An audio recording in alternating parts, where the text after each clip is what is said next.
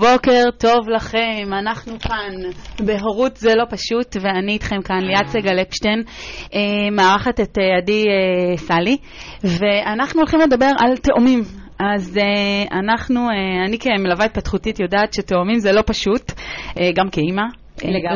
למרות שאני חייבת וידוי קטן, ממש וידוי קטן, בהיריון הראשון שלי, כשהייתי באולטרסאונד הראשון, הרופא אמר, רגע, מה זה? אני חושב, מאוד קיוויתי, ואז הוא אומר, רגע, לא, הסק השני התמוסס.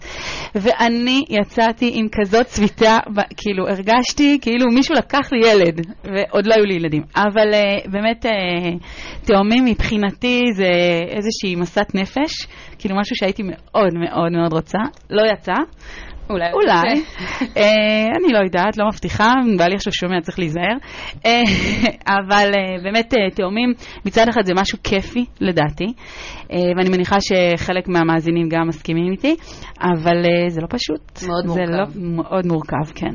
אז אנחנו רוצים היום במשך שעתיים לדבר איך אנחנו עושים את זה, איך עובדים עם תאומים, איך אנחנו, מה שנקרא, מביאים תאומים לעולם ושורדים, או אפילו נהנים. אז אני רוצה לספר שיש לי 4 ילדים, 2 גדולים, אחד היה בן 6 ואחת בת 3.5 כשנולדו לי התאומים. אמרתי לעצמי, קטן עליי, אני אימא ל2. אני מכירה את הפרוצדורות. מה הבעיה? ולא הייתה יועצת שלא רצה אצלי בבית, לא היה ספר שלא קראתי שוב, ואני מהתחום, וזה היה פשוט התהפך העולם. אז רגע, בואי תספרי לנו, עדי. זה אחרת. את אימא ל4. כן.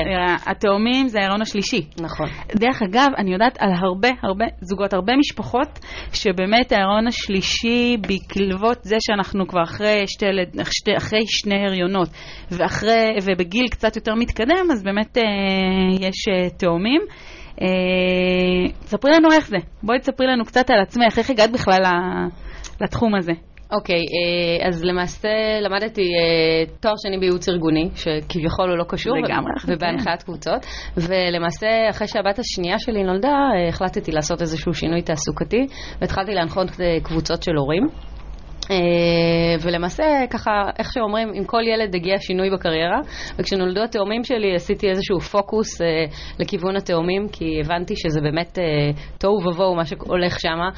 לי באופן אישי היה מאוד שונה והיה מאוד מוזר העניין הזה של התאומים, כי שוב הרגשתי שאני אימא מנוסה, ובאמת הייתי אימא תקתקנית כזאת שיודעת הכל ועושה הכל בסדר, וכשהשניים האלה הגיעו הם הפכו את עולמך ממש וזה היה ככה מטורף, והרגשתי שאני רוצה להיות שם בשביל אימהות לתאומים, כדי באמת לעשות סדר, במיוחד בימים הראשונים, וכדי ככה לסייע ולעזור להם, כי זה לא פשוט, ולפעמים ככה איזושהי הדרכה, או איזושהי מילה טובה, או טיפ קטן, יכולים לעשות את כל לשנות את החיים, ממש, לשנות את הכל. כן, אני פוגשת הרבה אימהות, שבאמת אחרי שהן פוגשות אותי, אומרות לי, תקשיבי, זה הבדל מאוד מאוד גדול. אז כן, זה בהחלט, כשפוגשים מישהי שמתמחה,